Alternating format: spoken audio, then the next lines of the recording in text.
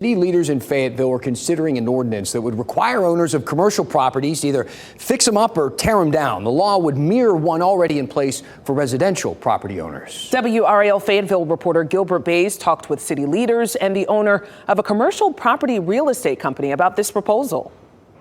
Well, this is a perfect example of what that ordinance would address. I'm very familiar with this building. This used to be A&H Cleaners. I used to take my clothes here, but now you see it's boarded up and probably has to be torn down. The sight of boarded up commercial businesses in Fayetteville has caught the eye and attention of City Council member D.J. Haire. He wants the Fayetteville City Council to create a beautification ordinance for commercial property similar to the one that's already in place for residential property owners.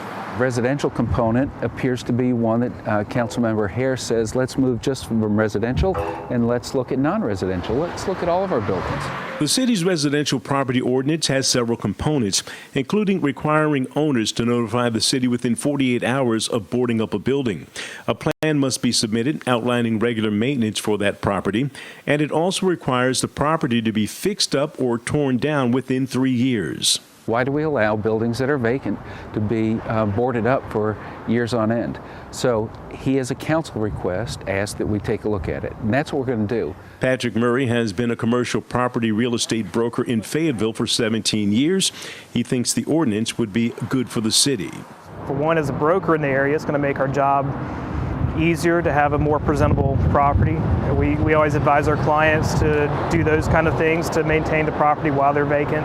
So it's something that we're already doing as a firm to try to maintain our listings and our properties.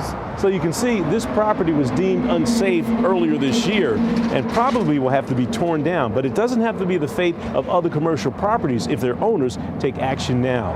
In Fayetteville, Gilbert Bays, WRAL News. And the City Council plans to consider the proposal at its next meeting. There will also be a public portion of that. If approved, the plan could go into effect before the end of this year.